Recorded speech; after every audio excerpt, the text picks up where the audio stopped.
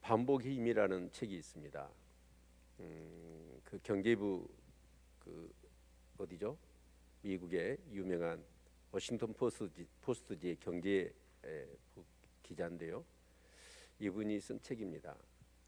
근데 반복의 힘이라고 하는 그런 책의 내용들을 이렇게 살펴보면 대부분의 성공한 사람들은 반복을 굉장히 자주 했다고 그래요. 스포츠 선수도 마찬가지고요. 똑같은 샷을 하루에도 몇천 번씩 한다고 그러죠. 또 저명한 학자들, 이제 그런 사람들도 그냥 한 번 읽으면 되는 게 아니고 끊임없이 지속 반복하는, 그래서 성공을 다 했다. 그래서 우리가 이제 반복을 해보면 이 지속 반복하는 것, 특히 이제 그 기자가 하는 얘기 속에 계속해서 이 1만 시간을 투자하는 거예요. 매일 전체에서 1만 시간을 이렇게 투자하게 되면 10년, 그 10년 걸리더라고. 하루에 3시간씩. 그렇게 하면 그 사람은 그 분야의 전문가가 된답니다. 전문가. 그래서 이 지속 반복을 하게 되면 실력의 차이를 만들어낼 수 있고 전문성을 키워낼 수도 있다. 또 이 지속 반복하는 것은 뭐냐면 생존의 법칙이죠. 여러분, 그냥 숨 쉬는 것이 아이고 맨날 숨 쉬는 거 진짜 지겹다 그러고 숨 안 쉬면 어떻게 되는 거예요? 죽는 거예요. 맨날 먹는 밥 그거 아이고 질렸다 그러고 안 먹으면 어떻게 되는 거예요? 죽는 거잖아요. 그러니까 여러분, 이 반복한다는 것은 굉장히 중요한 의미를 가지고 있더라고요. 그래서 우리가 이렇게 옛날 그 긍정의 힘이라고 하는 책을 읽어보면 그러지 않습니까? 내 말이 내 귀에 들린 대로 이렇게 내가 시행할 것이다 라고 이렇게 하나님도 말씀하셨지만, 가령 이제 이 컵에 물이 두 가지로 표현하잖아요. 물이 반밖에 없네. 와, 물이 반이나 있네. 이 물을 보고 생각하고 말할 때도 어떻게 하냐면 긍정적으로 하느냐 부정적으로 하느냐. 그러면 그 사람이 어쩌냐? 항상 부정적인 마인드예요. 그러면 모든 사물이나 현상을 바라볼 때도 부정적으로 얘기를 해요. 그러면 그 부정적인 것이 내 삶 가운데 미친다는 거예요. 그러나 긍정적으로 하게 되면 어떻게 돼요? 긍정적인 힘이 생긴다라는 얘기도 우리가 잘 알고 있지요. 그 낙수물에 그 바위돌이 구멍이 패이듯이 지속 반복하면 거기에 기름 부음이 임하고 전문성이 더해지고, 그러면서 거기에 실력 차이, 영성의 차이가 드러난다라는 것입니다. 그래서 가만 생각해 보면 우리가 계속해서 반복하는, 이제 특히 이게 TV 프로그램 중에 그 생활의 달인 프로그램 아시죠? 한때 저 그걸 굉장히, 요즘 한가요 그거? 해요? 그런데 몇몇 제가 그 달인인 생활의 달인 프로그램을 봤더니 그분은 어쩌냐면 단순한 노동이에요. 타이어를 그러더라고요. 이렇게 올리더라고요. 이렇게 차에서 내려가지고 올리는데 탁탁 던지면 제자리 가서 그냥 착착착 이렇게 타이어가 두 번 손 댈 필요도 없이 그렇게 막 가더라고요. 뭐 피자 같은 거가요? 뭐 이렇게 팬케이크를 막 이렇게 만들어 돌려가지고 팍팍팍 던지니까 그 프라이팬에 탁탁탁 가서, 세상에 어떻게 그럴 수 있는가? 정말 신기할 따름이죠. 근데 그 사람은 나면서부터 그렇게 잘했을까요? 아니죠. 똑같은 것을 계속 했더니 어떻게 되는 거예요? 기름 부음이 임한 거예요. 그렇죠? 누구도 nom보고 따라갈 수 없는 그런 전문성, 그런 어떤 실력, 이제 그런 것들이 더해지더라라는 것입니다. 자, 그런데 우리 신앙생활에도 마찬가지라고 봐요. 계속 반복하는 거.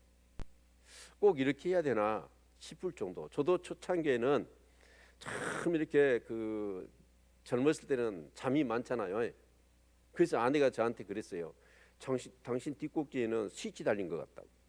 왜냐하면 딱 이 머리 대면 1분 안에 제가 잠이 들어버렸거든요. 그렇게 피곤했어요. 그러다 보니까 새벽에 일어나는 것이 쉽지가 않더라고요. 그래서 깡 하고 막 뒤척이다가 이제 새벽기도 나 올라가면 이런 생각이 들어요. 아, 평생 이거 해야 되나? 이런 생각이 들더라고요. 근데 지금은 어쩌냐면 그냥 눈이 떠져요. 눈이 떠지고 제 마음 가운데는 젊을 때는 좀 그런 게 있었지만 지금은 어쩌냐면 새벽기도 없으면 죽을 것 같아요. 그렇게 새벽기도가 좋아요, 저한테는. 안 믿어지세요? 아멘 안 하게? 예? 예. 너무너무 이 시간들이 좋거든요, 저한테는. 그런데 그런 것들을 가만 생각해 보면 그렇습니다. 이렇게. 그리고 제가 요즘은 이제 운동을 거의 안 해요. 테니스도 일주일에 프로시간에 한 번 가고, 뭐 골프는 뭐 연례 행사로 한두 번, 뭐 서너 번 이렇게 가게 되어지는데, 그런데 가서 이렇게 시합을 해보면 누구한테도 안 지거든요. 왜 그런지 아세요? 방에서 해요. 방에서 테니스 라켓으로 그라운드는 안 가지만, 코트는 안 가지만 거기서 몇 번씩 해요. 하루에 20번, 뭐 30번 하고, 이 골프도 어쩌냐면 스윙을 가스윙이라고 그러죠. 집에서 그냥 가스윙을 해요.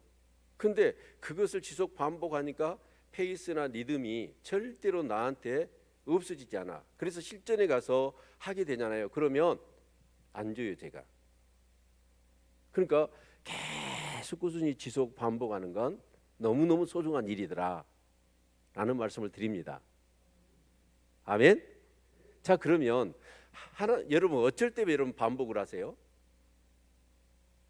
자, 말을 반복을 해요. 계속 한 말 또 하고 한 말 또 하고 해요. 이해하지요?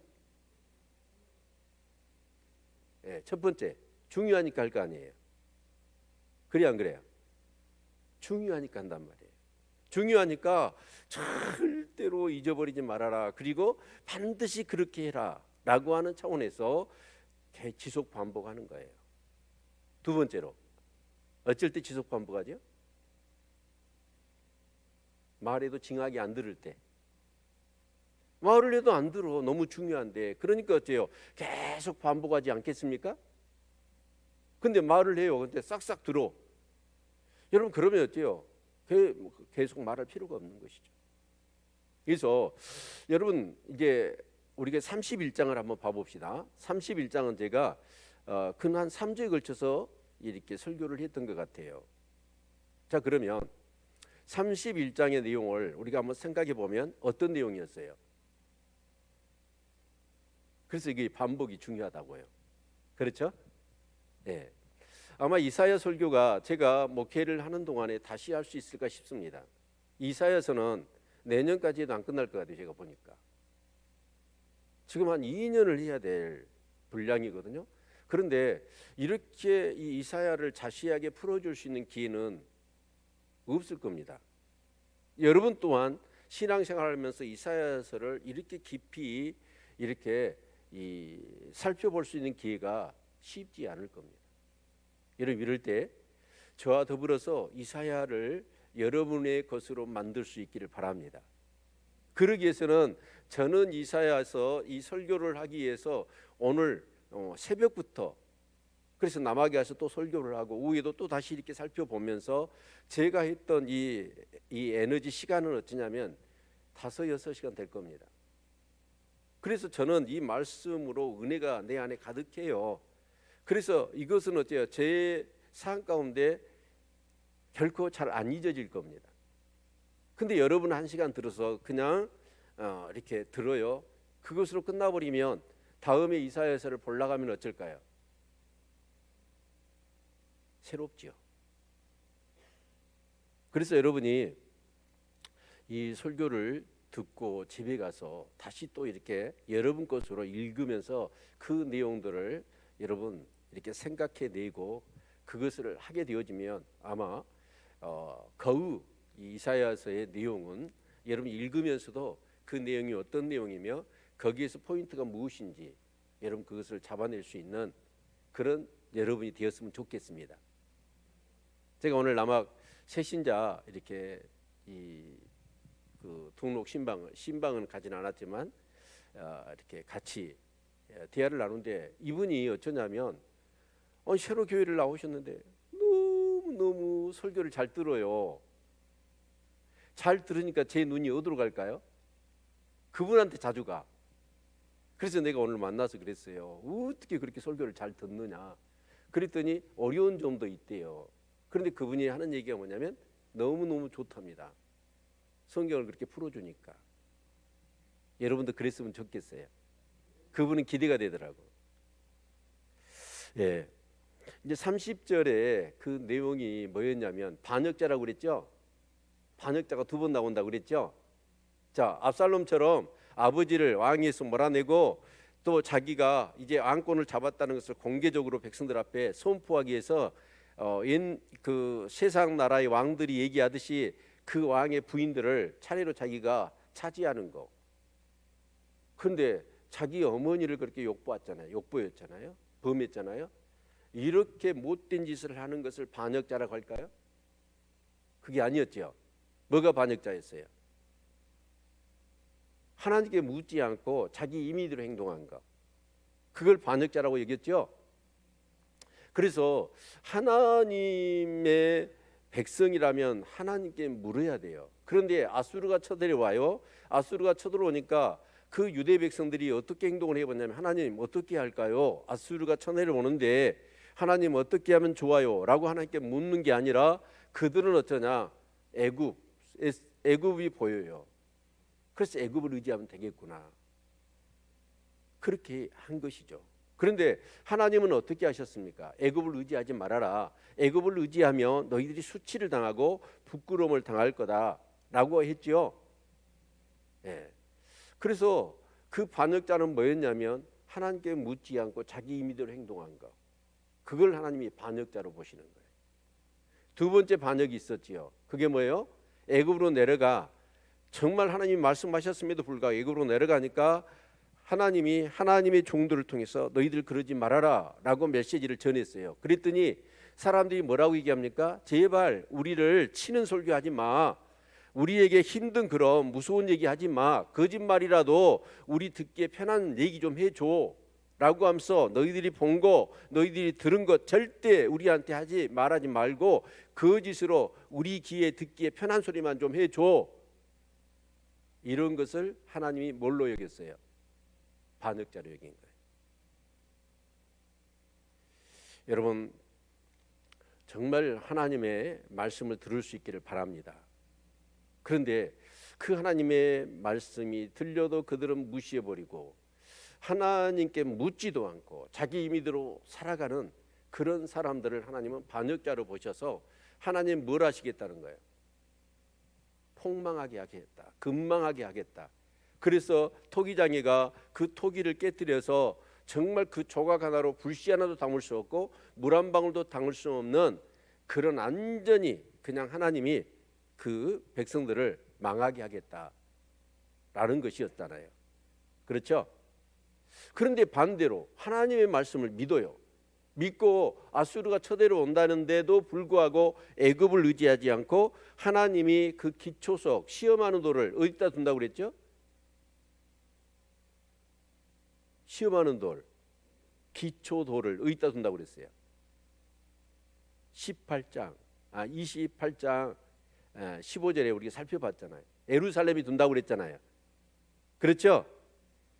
그래서 그 예루살렘에 거하는 자는 하나님이 어떻게 예루살렘에 거하여 하나님의 구원을 기다리며 기도하는 자들에게는 하나님이 어떻게 하신다고 그랬어요? 비록 너희들이 한날의 떡과 또 뭐요? 고통의 그 물을 마실지라도 하나님이 스승을 숨기지 않는다고 그랬죠. 그래서 그들이 좌우로 정말 치우칠지라도 하나님이 이것이 종론이 이리로 행하라 라고 하는 하나님의 말씀을 주신다는 거예요. 아멘입니까? 근데 그 당시에 제가 이런 얘기를 많이 드렸지 않습니까? 북한이 쳐들어와요. 자, 북한이 쳐들어오면 우리 누구를 의지해야 될까요? 미국을 의지해야 될까요? 하나님을 의지해야 될까요? 하나님을 의지해야지요. 근데 하나님이 보여요? 그래서 믿음이 필요한 거죠. 그 믿음이 어떤 믿음이에요? 하나님이 가령 북한이 쳐들어올 때 하나님이 어떻게 하실까요? 미국을 움직일 거 아닙니까? 아멘. 여러분, 이렇게 하나님이 세상의 역사를 주관하신 분이니까 우리는 어쩌냐면 애굽을 의지할 것이 아니라 누구를 의지해야 돼요? 하나님을 의지해야 된다라는 것이죠. 그 믿음이 있으시기를 축원합니다. 그런데 보이지 않는 하나님, 북한이 쳐들어오는데 당장 지금 미국을 의지하지 하나님이 어디 보여요? 그래서 대부분 어쩌냐, 정말 예수를 믿는 사람들도 이런 상황이 북한이 쳐들어오면 하나님을 의지하지 못합니다. 그냥 당장에 지금 우리 뉴스에 맨날 나오잖아요. 북한이 미사일 쏘고 그러니까 어째요? 한미를 공조해야 된다. 정말 미국과 안보의 협력을 더 강화시켜야 된다. 뭐 이런 얘기 하지 않습니까? 거기에 하나님 얘기 누가 해요? 하는 사람은 아무도 없잖아요. 지금 이 상황도 그런 거예요. 아수르가 엄청나게 지금 쳐들어오잖아요. 그래서 아람도 먹어버렸고 북이스라엘도 BC 722년에 먹어버렸어. 그런데 실제적으로는 이사야가 이 메시지를 증거할 때는 언제요? BC 734년이잖아요. 10년 전부터, 12년 전부터 정말 애굽을 의지하지 마라. 아수르가 쳐들어올 거다. 그리고 그들과 동맹을 맺지 말아라 라고 하면서 아람도 망하고 북이스라엘도 망할 거다 라고 얘기했지만, 그러나 너희들이 나를 믿으면 내가 너희와 함께 싸우리라. 애굽도 의지하지 말아라. 애굽도 그들이 어떻게 될 거라는 거예요. 아수리에 멸망받아서 발가벗긴 채 그들은 포로로 끌려갈 것이다. 그 얘기를 계속 하잖아요. 그렇죠? 그래서 너희들이 정말 그 기초석, 너희들을 시험하는 돌인 바로 이 돌, 반석, 예수 그리스도가 있는 그 예루살렘에 모여서 너희들이 기도해라. 그러면 하나님이 스승을 숨기지 않고 너희들을 지켜줄 것이며, 특별히 또한 어떻게 하신다고 그랬어요? 너희들이 승리를 할 것이고 그 대적 아수르를 사람의 칼이 아닌 하나님이 심판하실 것이다 라고 말씀하시면서, 너희들이 심히 이 기르는 가축마저도 어떻게 할 거는가? 배부르게 먹을 거다, 이 얘기를 했잖아요. 아멘. 그래서 누구를 의지하라? 애굽을 의지하지 말고 하나님을 의지해라 라고 하는 것이 골자였단 말이에요.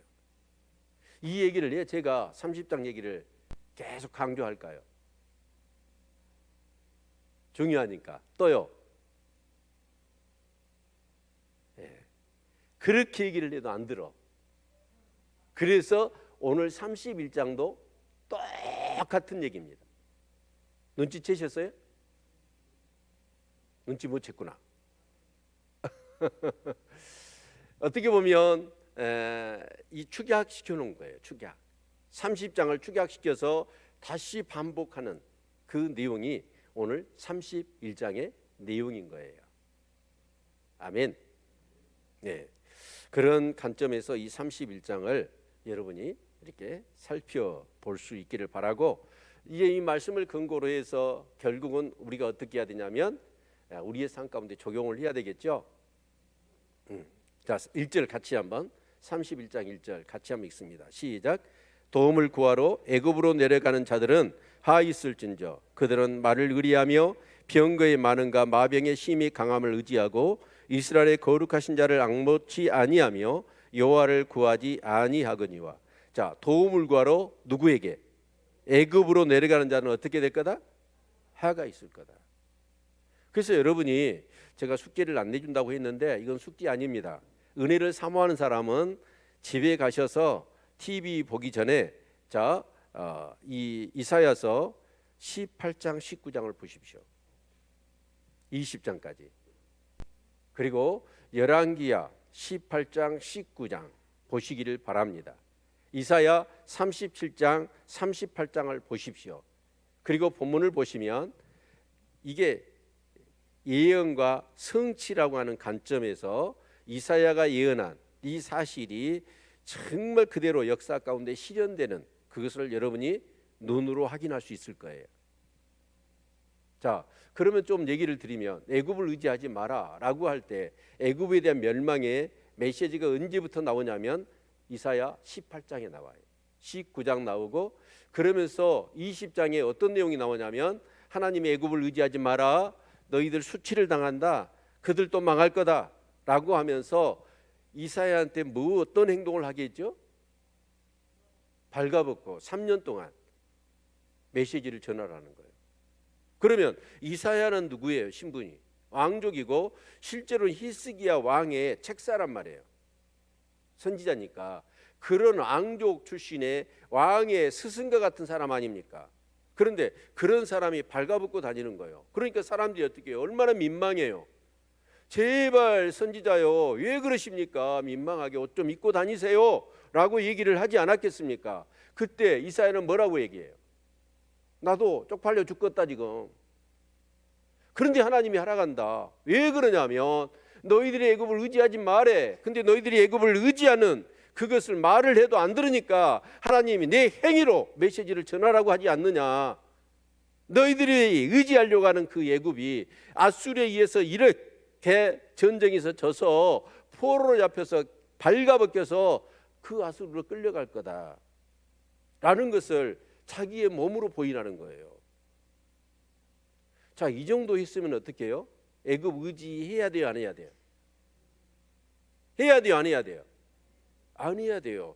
그런데 어떻게 합니까? 실제로 제가 읽어보라고 하는 그 메시지 속에 여러분 어쩌습니까? 이 히스기야 말고 많은 대신들, 많은 선지자들은 어떻게 생각을 했냐면, 아수르가 쳐들어와서 아랍도 멸망하고 북이스라엘도 멸망을 당했잖아요. 이제 우리 차례다 생각하고는 사람들이 전부 다 뭘 했냐면, 왕이요, 안 됩니다. 하나님 갖고는 안 됩니다. 하나님이 어디 있다고 그러세요? 애굽을 의지해야 돼요. 그러면서 막 왕을, 히스기야 왕을 막 압박하고 백성들을 선동해 가지고 애굽을 의지해야 된다. 그것만이 살 길이다. 막 그러잖아요. 지금 우리나라가 어째요? 한쪽은 중국하고 어떻게 해서 뭐 경제와 안보와 또 이 남북의 교류를 확대해야 된다. 또 한쪽에서는 어때요? 아니다. 정말 한미를 더 굳건히 안보 강화를 해야 된다. 막 이런 정책들이, 외교적인 어떤 그런 안보적인 정책들이 서로 막 다르잖아요. 그래가지고 얼마나 난상 토론을 합니까? 그러듯이 지금 히스기야 왕 때 어쩌냐, 아수르가 쳐들어온다니까 이사야는 어째요? 지속 반복을 하니까 사실은 어째요? 히스기야도 처음에는 어떤 사람이었어요? 친애굽적인 사람이었다고. 그런데 이사야가 계속해서 반복하니까 그 반복으로 인하여 히스기야는 믿음을 가진 거예요. 그런데 나머지 대신들이나 관료들이나 선지자들은 어쩌냐면 전부 다 지금 하나님이 어떻게 지금 이런 상황 가운데서 하나님이 어떻게 하실 수 있느냐, 우린 애굽을 의지하는 것만이 살 길이다 라고 하면서 옥신각신 막 그런 일들이 너무 많았단 말이에요. 그런데 왜 애굽을 의지하려고 하냐면, 여기 봅시다. 그들은 말을 의리하며 병거의 많음과 마병의 힘이 강함을 의지하고 이스라엘의 거룩하신 자를 앙모치 아니하며 여호와를 구하지 아니하거니와. 그러니까 애굽에는 뭐가 있어요? 말이 있고 또요 병거, 그 다음에 마병들. 그러니까 그 당시에는 우리도 그렇잖아요. 남북한에 지금 이 군사력을 신문에 딱 크게 나잖아요. 신문이 나면 우리 남한 북한 딱 해가지고 비교하게끔 제일 먼저 나온 게 뭐예요? 비행기 수, 그렇죠? 그 다음에 함정 수, 그 다음에 잠수함 수, 그 다음에 탱크 수, 그 다음에 포 수, 그 다음에 병력들 수 해가지고 그걸 수를 전부 다 나열하지 않습니까? 그래요, 안 그래요? 그러듯이 여러분 그 당시에 여러분 이 철병거가 있다는 것은 어마어마한 겁니다. 그러니까 그런 어떤 병과 마병들과 이 말들이 있단 말이에요.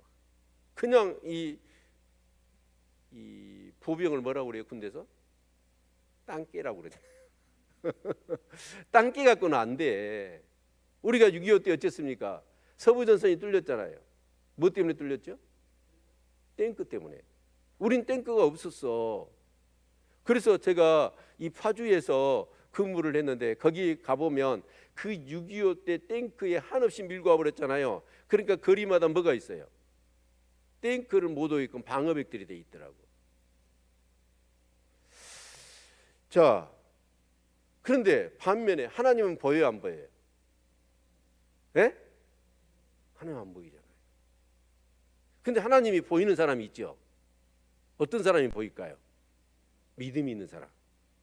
믿음이 있는 사람은 이 역사를 통하여 하나님이 정말 출애굽을 할 때도 어떻게 하셨고 그 여리고성을 함락시킬 때도 어떻게 하셨으며 그 다윗이 수없는 전쟁 가운데서 어떻게 승리했는가, 이런 어떤 역사적인 근거를 통하여 하나님이 어떻게 역사하셔서 그 전쟁을 승리하게 하셨는가 라는 그런 믿음이 있는 사람들은 어쩌냐? 하나님을 의지하지요. 그런데 그 믿음이 없는 사람은 당연합니다. 지금 아수르가 쳐들어오는데 여러분 앉아서 그냥 죽어야 돼요? 아니죠. 애굽을 의지하죠. 애굽에서도 계속해서 그 갈대 상자의 배를 날려박기 위해서 사실을 낙례시키면서 이 애굽 입장에서는 어떻게 합니까?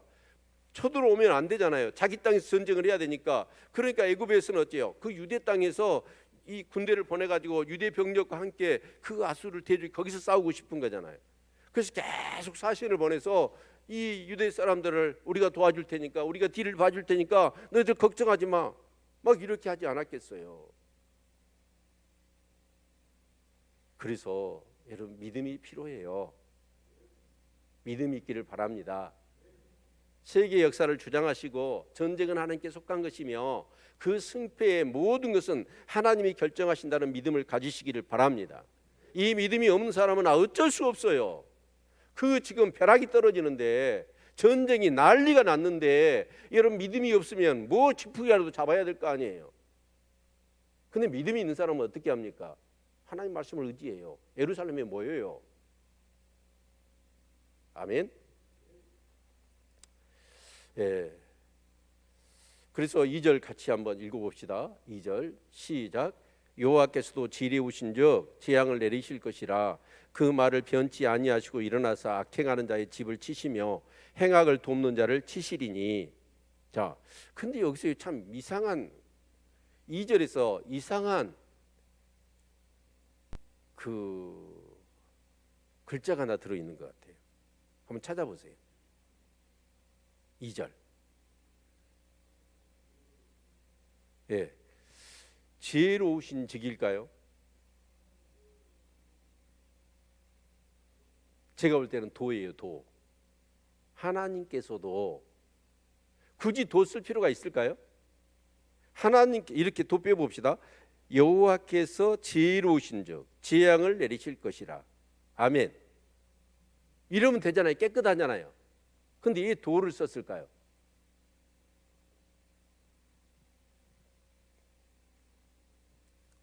이 도를 쓰는 것은 뭐냐면 뭔가 지혜롭다고 하는 사람들이 존재가 있었다는 증거 아니에요. 예? 예, 그 얘기잖아요. 그러면 지혜롭다고 하는 사람들이 누구였을까요?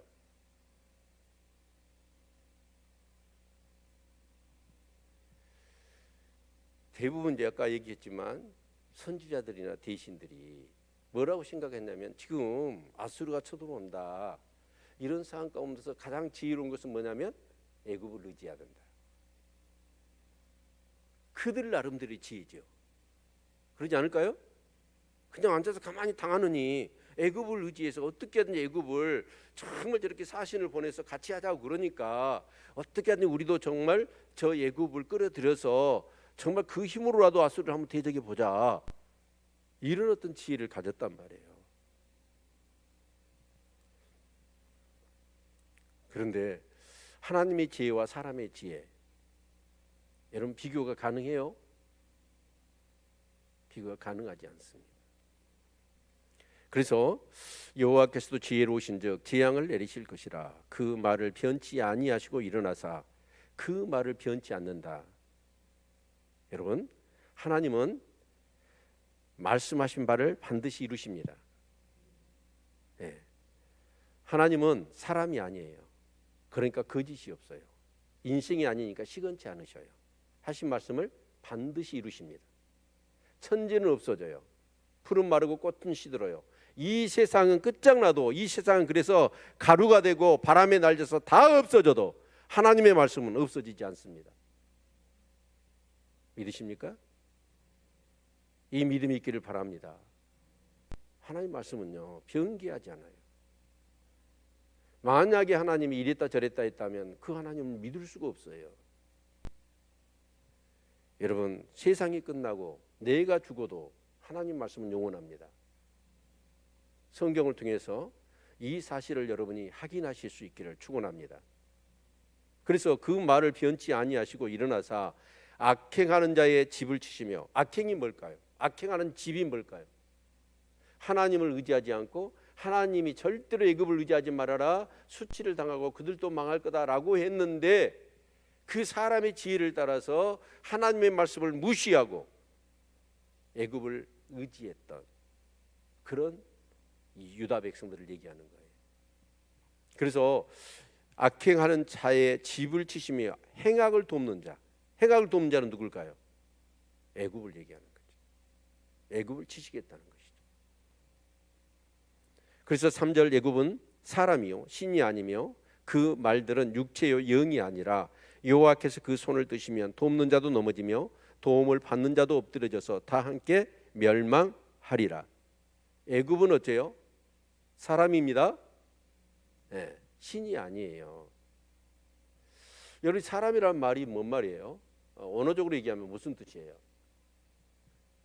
아담아 할 때 아담이 뭐예요? 사람이에요. 아담의 뜻이 사람입니다. 네, 그런데 그 온 뜻은 뭐냐면 아담이라는 온 뜻은 흙이라는 거예요. 흙으로 만들었잖아요. 그런 인생을 의지할 수 있습니까?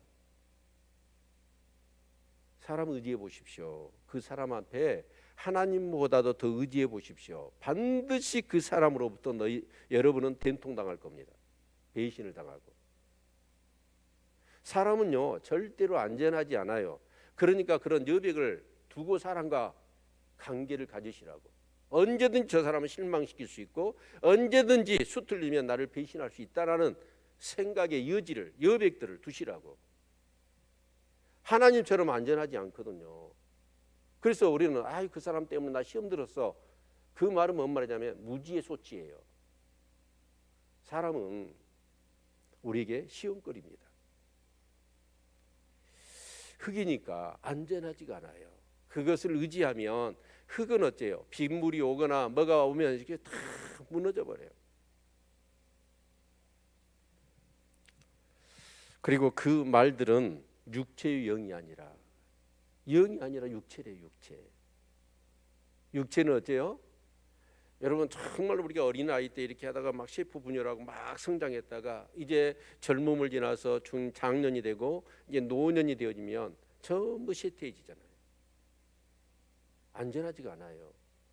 그러나 하나님은 뭐라고 그러죠? 내 말이 곧 영이요 생명이라고 그랬잖아요. 믿으십니까? 하나님의 말씀만이 영이요 생명입니다. 정말 이 하나님의 말씀에 대한 정말 신뢰가 전인격적으로 우리 가운데 있기를 바라고, 그 하나님의 영이요 생명이신 말씀 앞에 내 영혼 육을 올려놓을 수 있는, 삶의 무게중심을 올려놓을 수 있는 우리 성도님들 되시기를 바랍니다. 그래서 여호와께서 그 손을 드시면 돕는 자도 넘어지며 도움을 받는 자도 엎드러져서 다 함께 멸망하리라. 그러니까 애굽을 의지하는 사람이나 애굽이나 다 멸망을 당할 것을 말씀하고 있는 것이죠. 그래서 우리가 포스트 인카운터에서 데살로니가전서 5장 23절에 뭐라고 말씀하십니까? 우리의 영과 혼과 육을 주님이 오실 때까지 흠 없이 보존되어야 된다고 그랬잖아요. 아멘. 영과 혼과 육. 그래서 정말 우리의 영이 거듭나요. 그래서 영을 강화시켜야 되겠죠. 심화시켜야 되겠죠. 그리고 또한 어떻습니까? 혼은 깨져야 됩니다. 그리고 육은 죽여야 되겠죠. 이 훈련의 과정이 주님 앞에 서는 날까지 계속 되어져야 되는 것입니다. 그런데 그 혼을 깨트리고 우리 육을 죽이는 것이 뭐든가요? 포스팅 가운데 어떻게 배웠습니까? 광야였잖아요. 그 광야에서 수없는 사람들 때문에 시험도 당하고요. 물질을 의지했더니 물질 때문에 고통도 당하고요. 정말 하나님 아닌 세상적인 육적인 것들을 의지했다가 그것이 정말 아니란 사실들을 뼈아프게 경험을 통해서 느끼잖아요. 그러면서 우리는 점점 하나님 아닌 세상 것을 의지했던 것들을 다 내려놓기 시작하고 점점 우리의 정말 마음 중심이 누구로 향합니까? 하나님께로 향하잖아요. 하나님 말씀으로 향하잖아요. 아멘. 그렇게 되실 수 있기를 바랍니다. 그리고 4절, 5절은 어떤 내용이냐면 이제 하나님이 자 믿음을 갖고 정말 이게 어려운 얘기죠. 아수르가 쳐들어오는데 자 거기 예루살렘에 내가 바로 거치는 이 돌, 기초석 그리고 시험의 돌을 놓을 텐데 그 돌이 예수 그리스도잖아요. 근데 그 예수 그리스도가 어떤 분이에요? 구약 때는 그림자잖아요. 그리스도란 말도 안 해요. 그런데 그걸 믿고 하나님의 말씀을 믿고 예루살렘에 모여들어. 그건 보통 이름이 아닌 거예요. 그러죠?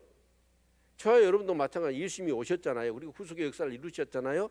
그런데 또 예수님이 다시 오신다고 그랬죠. 믿으십니까? 그래서 우리는 전부 다 그 주님 앞에 오실 주님이 심판주로 오실 텐데 그 앞에 설 겁니다. 살아있는 자는 살아서 산채로 설 것이고 죽은 자는 다시 부활해서 설 거예요. 그리고 반드시 결산을 할 겁니다.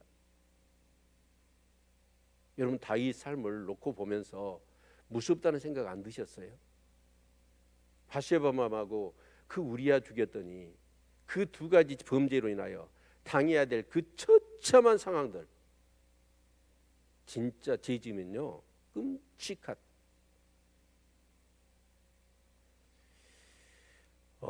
그런데 4절 5절은 뭐냐면 하나님이 그렇게 믿음을 갖고 예루살렘에 모여있는 자들을 어떻게 보호하시는가. 하나는 사자를 통해서 하나는 새를 통해서 말씀해 주고 있습니다. 자, 이 4절은 뭐냐면 사자가 자 어디 이렇게 어떤 목자들이 양을 치고 있어요. 근데 거기를 습격해 가지고 양 한 마리를 확 그냥 이렇게 낚아채 가지고 왔단 말이에요. 그러니까 이제 목자들이 이야 사자다 그러면서 어때요?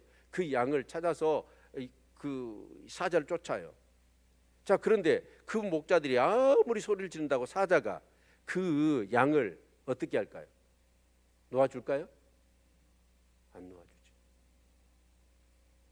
그러니까 아수르가 가서 결국은 뭐하냐면 그 하나님의 백성들을 그렇게 치려고 할 때 사자처럼 하나님이 어떻게 해요?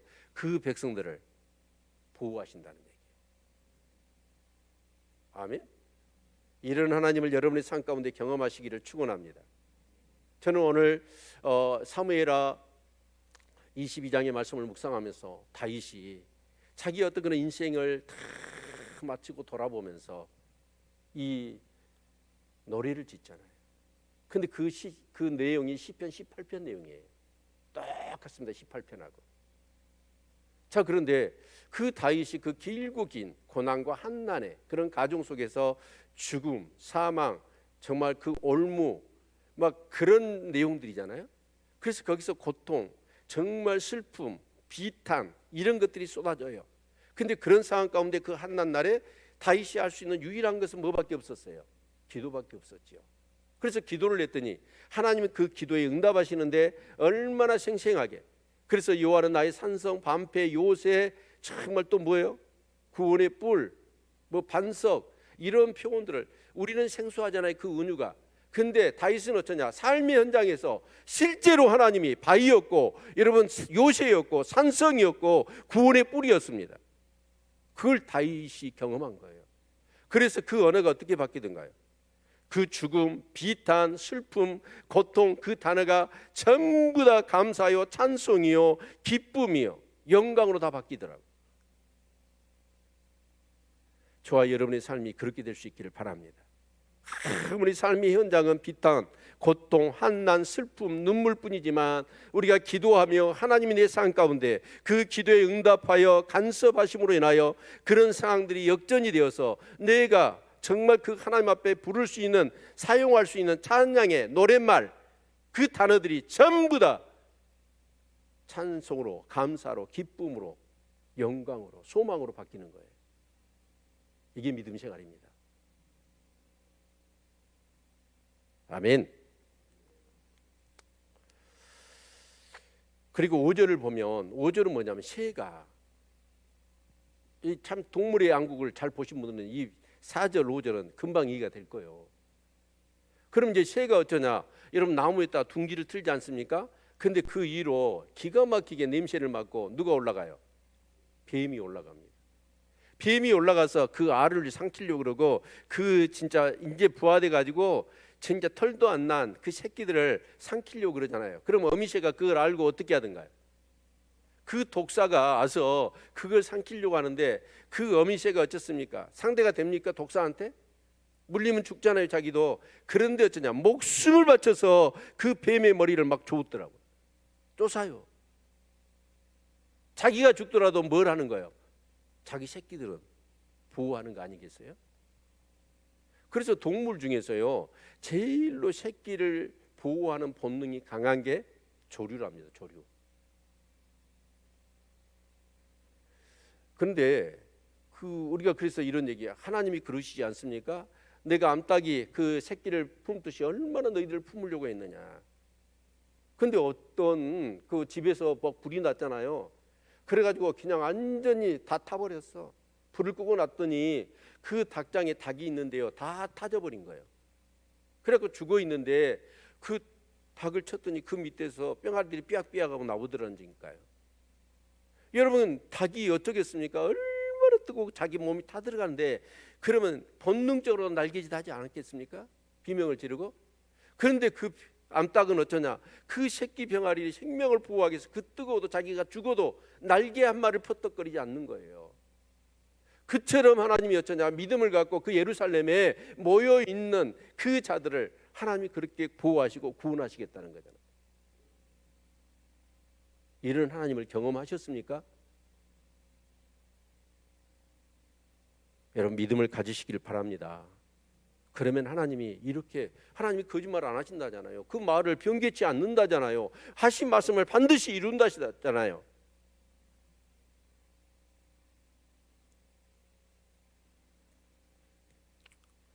그래서 6절 읽어보시면 이스라엘 자손들아 너희는 심히 거역하던 자에게서 돌아오라. 그래서 심히 거역하던 자에게로 하나님을 거역했잖아요. 그런데 이제 너희들 어떻게 하라? 돌아오라는 거예요. 정말 이 히스기야가요, 참 이렇게 얼마나 애구부지하지 말아라, 이 얘기를 수도 없이 하고 3년 동안 벌거벗은 몸으로 다니면서까지 그렇게 메시지를 전했는데 믿음이 없으니까 보이지 않는 하나님을 믿을 수가 없는 거예요. 그러니까 보이는 지금 애굽을 의지하는. 근데 돌아오라. 여러분, 하나님보다도 사랑하고 하나님보다도 의지했던 것이 있으시면 다 내려놓으시기를 바랍니다. 그리고 하나님을 의지하십시오. 믿음이 없다면 믿음을 구하시고 부지런히 말씀을 묵상하십시오. 믿음은 들음에서 납니다. 하나님의 말씀을 통해서 믿음이 생기는 거예요. 자꾸 영이요 생명이신 하나님의 말씀을 읽고 듣고 그 말씀대로 순종하려고 몸부림치며 안 되면 기도하고, 여러분, 그래야 믿음이 생기는 거예요.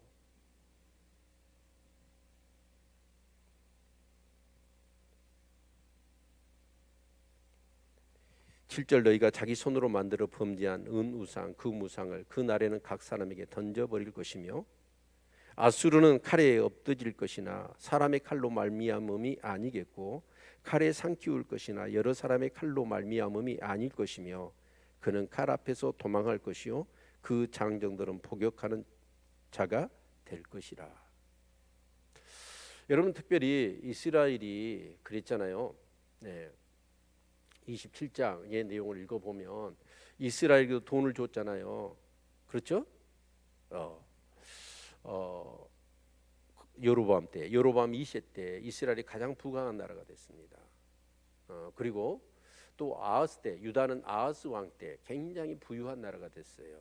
그런데 그러면 그 부유함을 하나님이 주셨잖아요. 그럼 그걸 가지고 뭘 해야 될까요? 너희 중에 곤비한 자가 없게 해야 돼요.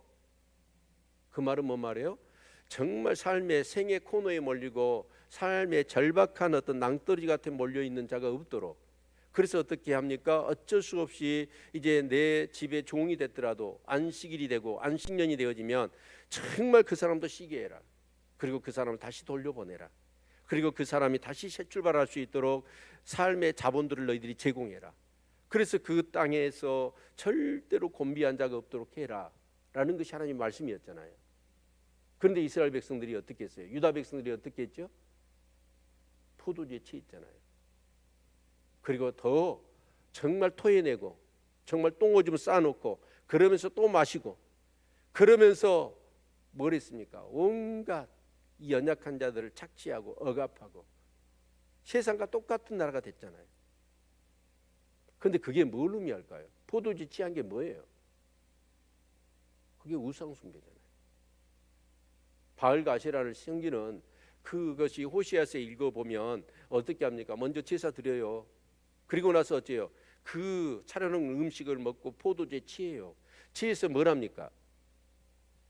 그 사제들이 여사제 남사제들이 완전히 혼음을 하는 거예요. 왜 그렇죠? 바알은 하늘의 신, 아세라는 땅의 신. 그래서 그 가나안 땅은 비가 내리지 않으면 농사를 지을 수가 없어요. 그런데 그들이 그렇게 해서 종교적인 행위를 그렇게 하게 되어질 때에 그 바알과 아세라가 흥분해 가지고 그들도 뭘 합니까? 성관계를 가짐으로 인하여서 비가 내린다. 이것이 바알과 아세라 신이에요. 그러면 그 바알과 아세라의 신에는 뭐가 있어요? 종교에는 쾌락이 있잖아요. 섹스가 있잖아요. 물질이 있잖아요. 타락한 인간이 좋아할 수 있는 모든 게 다 들어있는 거예요.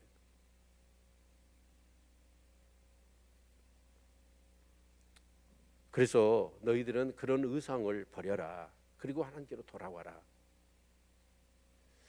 여러분, 하나님보다 더 사랑하는 것이 있고 하나님보다 더 여러분의 삶 가운데 마음의 중심에 더 영향력이 있는 것이 있다고 한다면 그것은 우상입니다. 그걸 버리십시오. 그리고 하나님께로 두 손 들고 나올 수 있기를 바랍니다. 아멘. 모르겠습니다. 저는 적어도요 이렇게 신앙생활을 하면서 계속 제 마음 가운데는 더욱더 하나님에 대한 의에 줄이고 목마른 마음들, 하나님의 은혜 없으면 아닙니다. 안 됩니다. 긍휼히 여겨 주십시오. 불쌍히 여겨 주십시오. 이게요 내 마음의 그 전부인 것 같아요.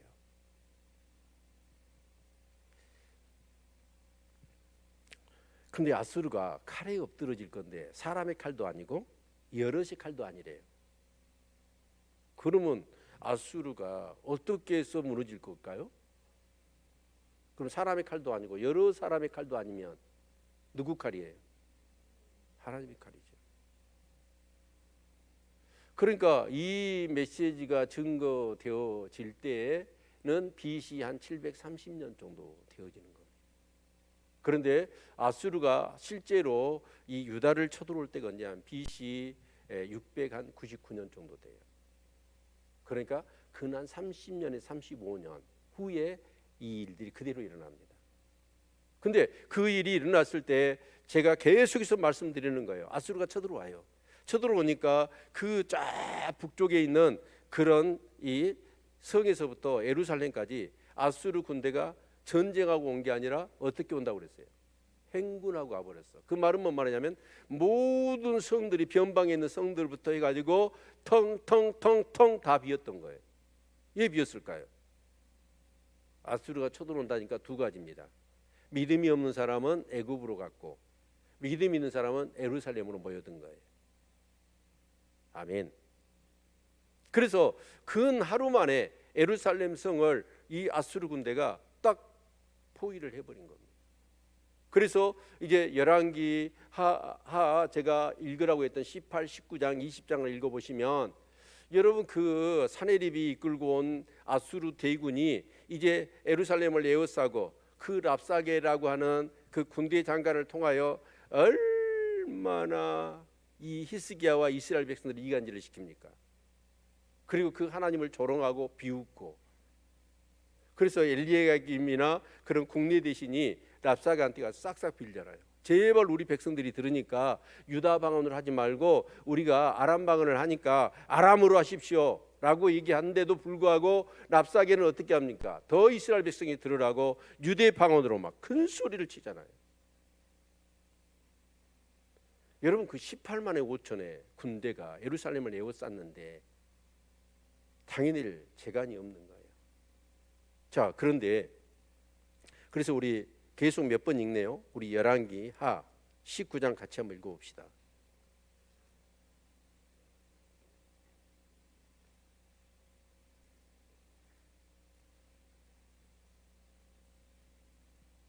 네, 35절부터 37절까지.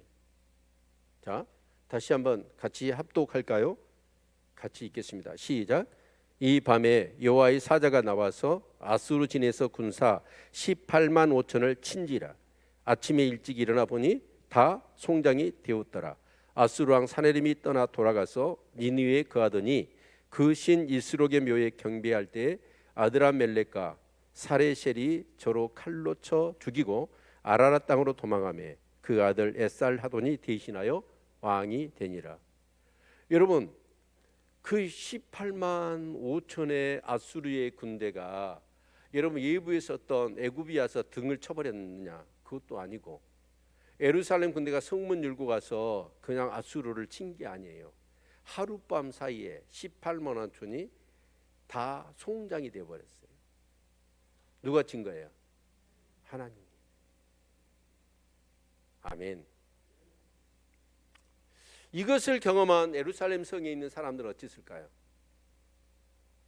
그래서 이 앞에 우리 살펴봤잖아요. 그들이 찬양을 하고 하나님께 영광을 돌리며. 아멘. 여러분, 하나님 말씀하신 대로 그러니까 730년 정도의 빚이 이사야가 이렇게 예언을 했단 말이에요. 예언을 한데 699년이니까 근한 30에서 35년 후에 그 일이 그대로 일어납니다. 그런데 그렇게 일어나는데 많은 사람들은 어디로 갔냐면 애굽으로 갔습니다. 그렇게 반복해서 홀라당 벗고도 몸으로도 메시지를 전했는데도 불구하고 그 하나님의 백성, 그 이스라엘이 교회잖아요. 그 유다 교인들이 어쩌냐면 하나님을 믿기보다는 애굽으로 가서 그 수치를 당한 거예요. 그런데 예루살렘에 정말 뭐가 보입니까? 들리는 거 있습니까? 뭐 붙잡을 거 있습니까? 그런데 오직 하나님 말씀 의지하고 여러분 예루살렘에 모여든 사람은 다 어떻게 된 거예요? 다 구원받았잖아요. 그리고 하나님께서 그렇게 놀랍게 역사하시는 그 역사의 현장 속에 그 영광을 그들이 체험하지 않았나요?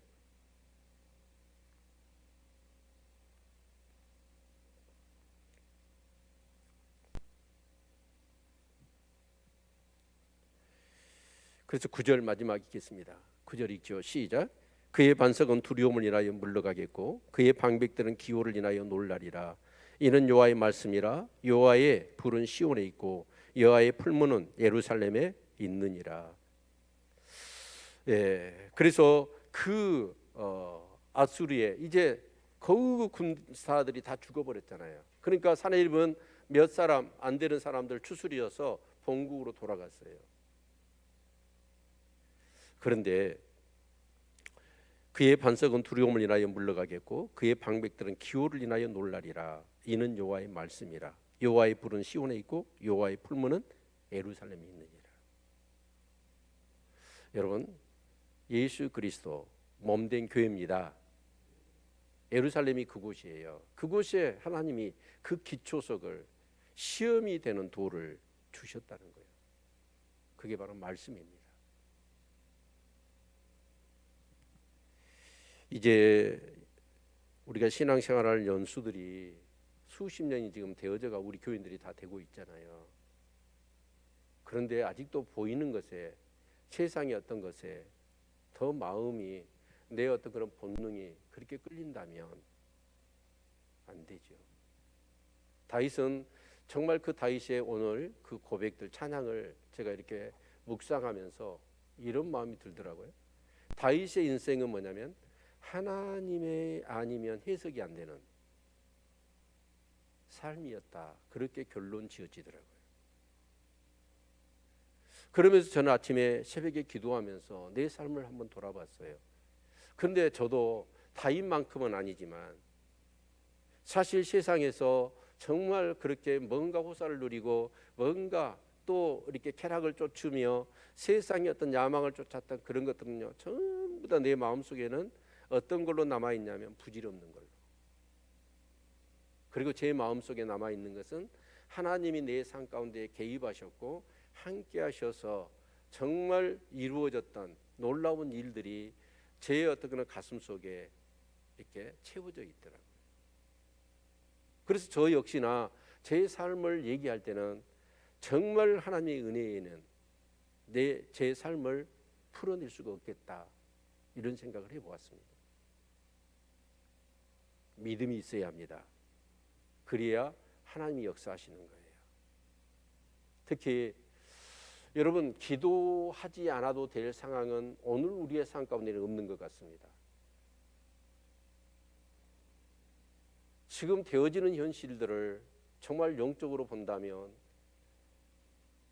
은혜 없이는 될 수가 없겠더라. 이겨낼 수가 없겠더라. 기도하지 않고서는 정말 이겨낼 수가 없겠더라. 믿음이 있어야 합니다. 믿음이 없으면 본능적으로 뭐가 움직일까요? 육체의 소욕이 움직여버려요. 그런데 다윗은 어쩌냐? 정말 이 사무엘 상하를 우리가 계속 묵상하지 않았습니까? 근데 다윗은 어쩌냐면 본능적으로 뭐가 움직일까요? 육체가 움직이는 게 아니라 영이 움직이더라고요. 그러니까 하나님의 말씀이 녹고 녹아서 자기 사상이 돼버리고 자기의 사고 의식이 돼버렸고 자기 삶의 그런 가치와 목적이 돼버렸어요.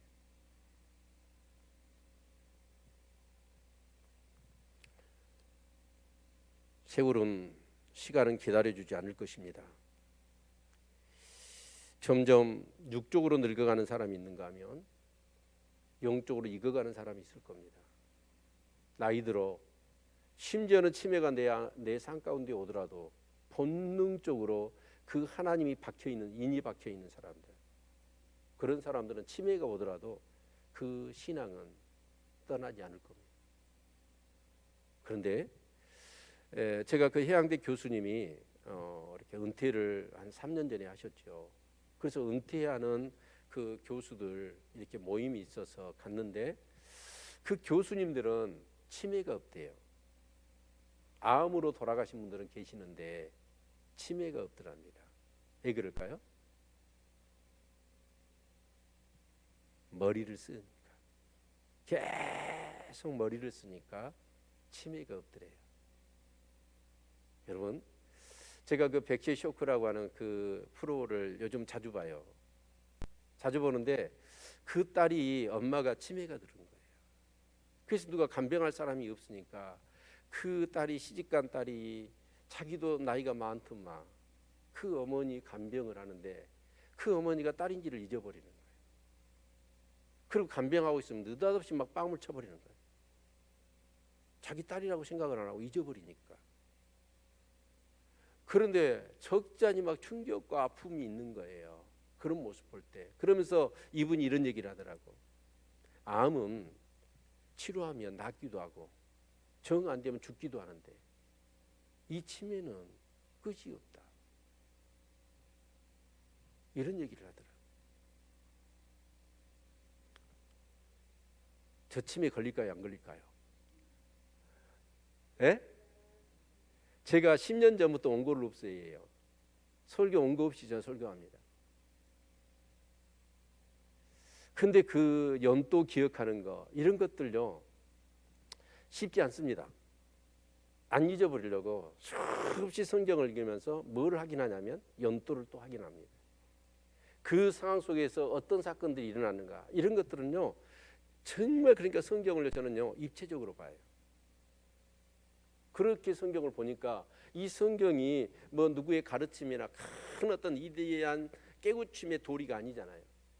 성경은 역사 속에 하나님의 예언이 어떻게 성취되는가를 우리에게 보여주고 있잖아요. 그것을 확인할 때 성경의 권위가 우리 안에 형성이 되어지는 거예요. 그리고 하나님의 말씀을 죽었다 깨나도 믿게 되는 거죠.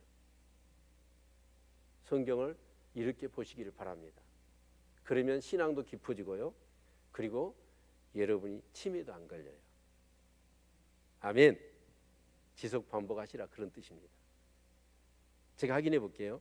집에 가서 텔레비 보기 전에 성경을 읽어야 될 본문 말씀드렸지요. 어디 읽으라고 그랬습니까? 이사야 30장 31장, 이사야 18, 19, 20장. 그렇죠? 열왕기 하 18장부터 20장까지 19장까지. 아멘. 그러면 그리고 이사야 37장 38장을 읽어보십시오. 그러면 이게 예언이 이렇게 이루어졌고 그 가정 속에서 어떤 일이 일어났으며 그 결과 성취가 어떻게 이루어졌는가라는 것이 입체적으로 싹 들어올 거예요. 아멘. 저는 성경을 그렇게 보니까 성경이 너무 재미있습니다. 하나님은 여러분 생각해 보십시오. 예배를 기도를 끊임없이 하잖아요. 정말 이렇게 반복하는 의미가 어디에 있다고 생각하십니까? 우리가 잊어버리기도 하지만 반복을 통해서 우리의 믿음이, 우리의 영성이 깊어지는 겁니다. 반복, 지속 반복은 실력의 차이를, 영성의 깊이를 달리하게 되고 전문가를 만들며 성공하고 생명력 있는 신앙생활을 가져다 주는 것, 이게 반복의 힘입니다. 예배를 끊임없이 반복하는 거, 기도를 끊임없이 반복하는 거, 성경을 끊임없이 묵상하는, 그걸 반복하는 거, 이것이 지속되어졌을 때 나도 모르는 사이에 여러분 영성이 깊어지고 나도 모르는 사이에 더 생명력 있는 신앙이 되어지며 정말 실력 있는, 영향력 있는 하나님의 사람이 되어질 것입니다. 승리하시기를 바랍니다. 기도하겠습니다.